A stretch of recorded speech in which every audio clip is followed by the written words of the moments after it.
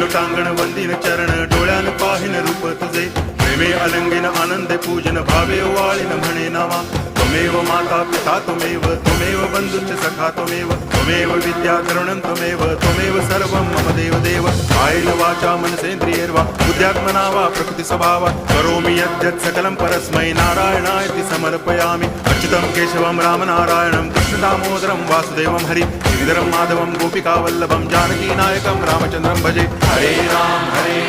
Ram Ram Hare Hare Hare Krishna